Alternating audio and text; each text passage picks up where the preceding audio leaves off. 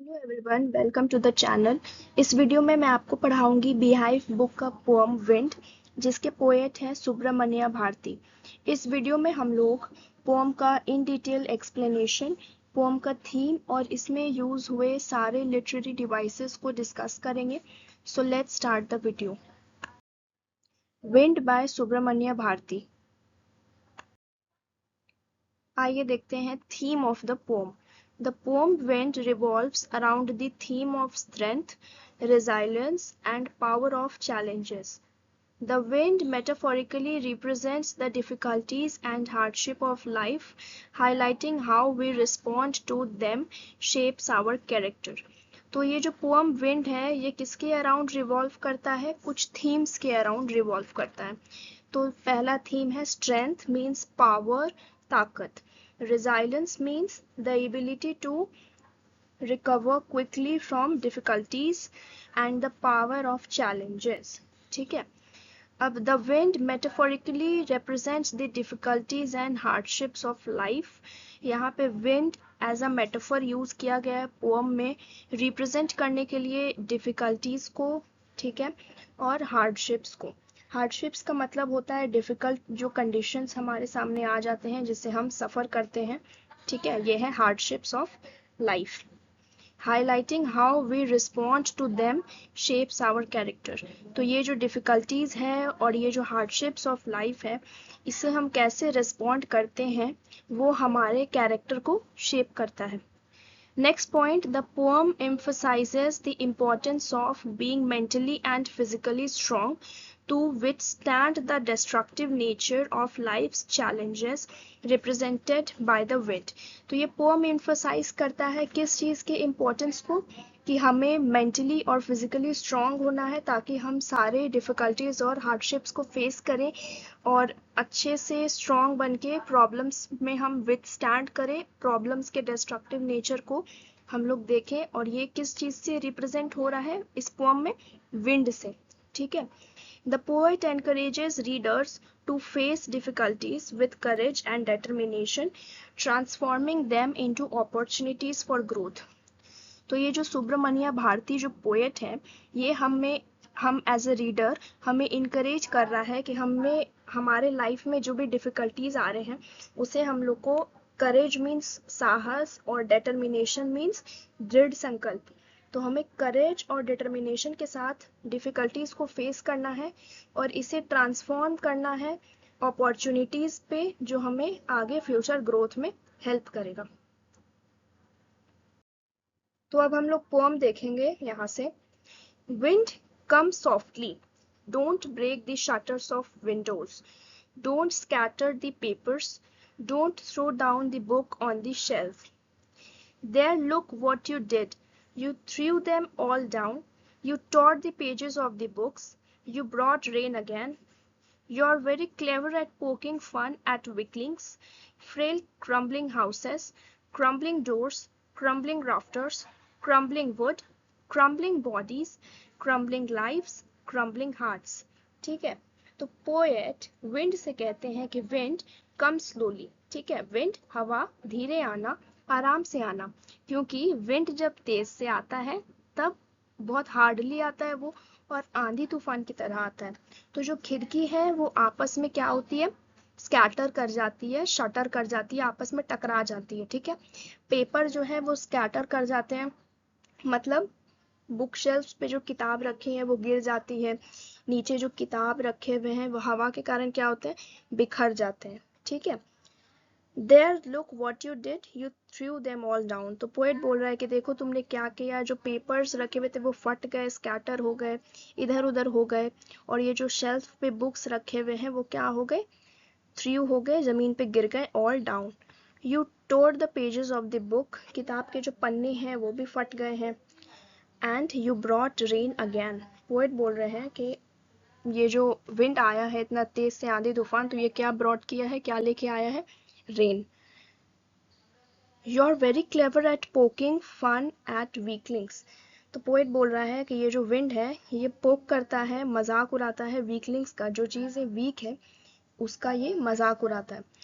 तो पोएट बता रहे हैं कि देखो हवा, तुम इतनी तेज़ी से आई तो सारी जो किताबें हैं वो शेल्फ पर जो किताबें रखी हुई थी वो नीचे गिर गई, सारे कागज फट गए, हवा इतनी तेजी से आई, आंधी तूफान का मौसम हो गया और बादल गरज कर बारिश भी होने लगी। तो पोएट यहाँ पे बोल रहे हैं कि you are very clever at poking fun at weaklings का मतलब, वीकलिंग मतलब क्या है, जो कमज़ोर है, ठीक है। तो पोएट का कहना है कि जो लोग वीक है, कमज़ोर है, the one who is not strong, जो स्ट्रॉन्ग नहीं है, ठीक है। और पोकिंग फन का मतलब है मेकिंग फन ऑफ अदर्स। तो पोएट बोल रहा है कि ये जो वीक और कमज़ोर चीज़ें हैं, जो वीकलिंग्स हैं, उसका क्या करता है विंड, उसका मजाक उड़ाता है। जो कमज़ोर सामान है, कमज़ोर वस्तु है, जैसे कि यहाँ पे एग्जाम्पल है कागज़ का, किताब का एक्सेट्रा, ये उसे गिरा देता है, खिड़की का तोड़ देता है उसे। पोएट सिंपल वर्ड में हमें बता रहे हैं कि हमें वीक बनकर नहीं रहना है, ठीक है। हमें physically, mentally, socially, emotionally strong बन के रहना है और किसी को भी अपनी वीकनेस का फ़ायदा उठाने नहीं देना है, ठीक है। यहाँ पे बोले हैं poet, frail crumbling houses, crumbling doors, rafters, crumbling wood, crumbling bodies, crumbling lives, crumbling heart. यहाँ पे क्रम्बलिंग हाउसेस का मतलब हो गया कि घरों का बिखरना, जिनका किनका घर बिखर सकता है, जो लोग गरीब है, वीक है, कमज़ोर है, जिनकी फाइनेंशियल कंडीशंस अच्छी नहीं है, उन्हीं के घर बिखरेंगे। यहाँ पे फ्रेल का मतलब हो गया कि कोई चीज़ जो वीक है, समवन या समथिंग विच इज़ वीक, वह चीज़ें जो कमज़ोर है। The wind god winnows and crushes them all. तो पोएट ये बोल रहा है कि ये जो विंड गॉड है, ये इन चीज़ों को विनो करते हैं और क्रश कर देते हैं, ठीक है। विनोइंग का मतलब क्या होता है वो मैं आपको बताऊंगी फोटो के साथ। He won't do what you tell him, so come let's build strong homes, let's join the doors firmly, practice to form the body, make the heart steadfast, do this and the wind will be friend with us, the wind blows out weak fires, he makes strong fires roar and flourish, his friendship is good, we praise him every day, ठीक है। तो यहाँ poet बता रहा था कि ये जो हाउसेज हैं, जो क्रम्बल हो गए, टुकड़े टुकड़े बट गए, ये जो कमज़ोर दीवारें हैं, ये राफ्टर कर गई, ठीक है। तो राफ्टर का मीनिंग क्या होता है? राफ्टर का मतलब होता है कि one of the long piece of wood that supports a roof. तो छत को जो सहारा देने वाली लकड़ी होती है उसे हम राफ्टर कहते हैं, ठीक है।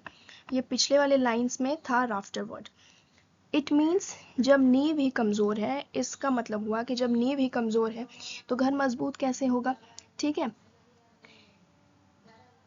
लेकिन अब विंड बॉडीज, ठीक है, लेकिन अब बॉडीज के बारे में बात हो रहा था। पिछले स्लाइड में हम लोग देखे क्रम्बलिंग बॉडीज लिखा हुआ था, तो इसका मतलब हो गया कि जो लिविंग है या जो ह्यूमन बींग्स है, यहाँ पोएट उसके बारे में बात कर रहे हैं। क्रम्बलिंग लाइफ का मतलब हो गया बहुत लोगों की लाइफ है वो क्या है, क्रम्बल कर जाती है, ठीक है। जो स्ट्रांग नहीं होते हैं उनकी लाइफ क्या हो जाती है, क्रम्बल कर जाती है, ठीक है।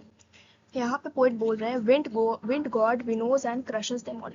तो विनोइंग का मतलब होता है कि हम लोग किसी भी शाफ्ट से कोई भी अनवांटेड चीज़ों को जो छांटते हैं उसे हम लोग विनोइंग कहते हैं। मैं आगे आपको फोटो दिखाऊंगी। और क्रश मतलब कि उसे अच्छे से क्रश कर देना, पूरा बर्बाद कर देना, डिस्ट्रॉय कर देना, ठीक है। क्रश का मतलब हो गया कि कोई भी सॉलिड जो मटेरियल है उसे हम लोग स्मॉलर पीसेज में डिवाइड कर दिए उस पर प्रेशर करके, ठीक है। विनोइंग का मतलब हुआ कि सूप से जो हम लोग अनवांटेड पार्टिकल्स को अलग करते हैं, वो हवा से इधर उधर बिखर जाते हैं, उसे हम विनोइंग कहते हैं। फिर सूप में जो हम लोग के पास जो बच जाता है वो हम खा सकते हैं, ठीक है। तो ये विनोइंग के एग्जाम्पल से पोएट हमें बताना चाहते हैं कि जो मेहनत करते हैं वही सफल होते हैं और जो वीक होते हैं वह खुद ब खुद रेस से बाहर हो जाते हैं क्योंकि वो मेहनत नहीं करते हैं। पोएट हमें बोलते हैं कि हमें स्ट्रांग बनना है, स्ट्रांग हाउसेस बनाना है। यहाँ पोएट बोल रहे हैं ना, let's build strong homes. Poet का कहना है कि हम लोग को स्ट्रांग होम्स बनाने हैं, स्ट्रांग हाउसेस बनाने हैं। Practice to form the body, form the body का मतलब शरीर को मजबूत बनाना है और मेंटली फिजिकली स्ट्रांग होना है, ठीक है। मेक्स द हार्ट स्टेडफास्ट, अपने हार्ट को भी स्टेडफास्ट रखना है, मतलब स्ट्रांग रखना है, ठीक है।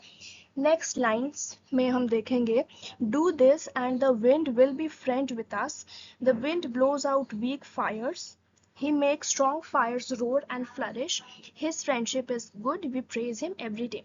तो पोएट का कहना है कि विंड के साथ दोस्ती अच्छी है और हम लोग को हर दिन इसे भगवान की तरह प्रशंसा करना है, जो हमारी जो फ्रेंडशिप है विंड के साथ उसका। हमें अपने आप को कमज़ोर नहीं समझना है और प्रॉब्लम्स आए तो हमें रोना नहीं है, ठीक है। इसके जगह पर हमें क्या करना है, उस प्रॉब्लम्स को एक अपॉर्चुनिटी की तरह देखना है और उसे एक्सप्लोर करना है। हमारी जो एबिलिटीज़ है, हमारा जो स्ट्रेंथ है, उसे एक्सप्लोर करना है और प्रॉब्लम्स को करेज एंड डिटर्मिनेशन के साथ फेस करना है। तो ये जो प्रॉब्लम्स आ रहे हैं, ये प्रॉब्लम्स हमें बेनिफिट दे रहे हैं, ये हमें मेंटली फिजिकली स्ट्रांग बना रहे हैं। We learn to overcome hardships of the life. तो ये जो प्रॉब्लम आ रहे हैं, इससे हम लोग ओवरकम करने सीख रहे हैं, लाइफ में जो दिक्कतें आ रहे हैं उनसे। सो हियर हमारा पोएम कंप्लीट होता है। अब हम लोग डिस्कस करेंगे पोएम में यूज हुए पोएटिक डिवाइसेस। पहला पोएटिक डिवाइस है मेटाफर।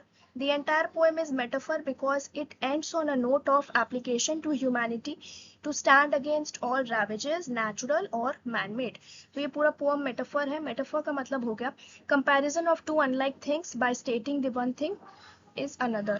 मेटाफर में हो गया कि जो चीज़ है नहीं उसको कंपेयर करना किसी के साथ। तो ये पूरा पोएम हमें कोई चीज़ को लेके एग्जाम्पल से हमें समझा रही है। जैसे कि विंड, मेटाफोरिकली हम लोग विंड का एग्जाम्पल लेके पूरे पोएम को समझ रहे हैं। नेक्स्ट पोएटिक डिवाइस है personification. The poet refers the wind as you. Poet जो है विंड को यू बोल के रेफर कर रहा है, मतलब हमें क्या लग रहा है कि ये एक ह्यूमन है। The poet is gently reprimanding it just like human being. पूरे पोएम में पोएट उसे रिप्रीमेंड कर रहे हैं एक ह्यूमन बीइंग की तरह। The wind is personified as god. Wind को हम लोग एक गॉड की तरह देख रहे हैं पोएम में, विंड गॉड। हम लोग इसे एज अ फ्रेंड देख रहे हैं और एज अ ह्यूमन बीइंग देख रहे हैं, ठीक है। तो पर्सोनिफिकेशन का मतलब होता है representation of thing as a person, और ह्यूमन फॉर्म में अगर हम लोग उसको रिप्रेजेंट करें तो वो पर्सोनिफिकेशन कहलाता है। Anaphora, this means repetition of same word in successive lines. The instances are found in repetition of don't you crumbling legs, ठीक है। तो यहाँ पोएम में जो वर्ड डोंट यूज हुआ है, यू हुआ है, क्रम्बलिंग हुआ है और लेट्स हुआ है, ये बार बार रिपीट किया है सेम वर्ड सक्सेसिव लाइंस में, तो यहाँ एनाफोरा है। नेक्स्ट पोएटिक डिवाइस यहाँ पे है कि the poem has written in free verse. तो ये जो पोएम है वो फ्री वर्स में लिखा हुआ है। फ्री वर्स का मतलब इसमें कोई राइम स्कीम नहीं है और इस पोएम में कोई रेगुलर रिदम नहीं है। तो यहाँ पे हमारा पोएटिक डिवाइसेस भी खत्म हो रहा है। ये इमेज मैंने इंसर्ट किया है विनोइंग का। ये हम लोग सूप के हेल्प से अनवांटेड पार्टिकल्स को यहाँ नीचे गिरा रहे हैं और सूप में जो बचा वो हमारा कंज्यूम करने के लिए बचा है। So this is the end of the video. अगर आपको वीडियो पसंद आया होगा तो please like, share and comment and subscribe to the channel. Thank you.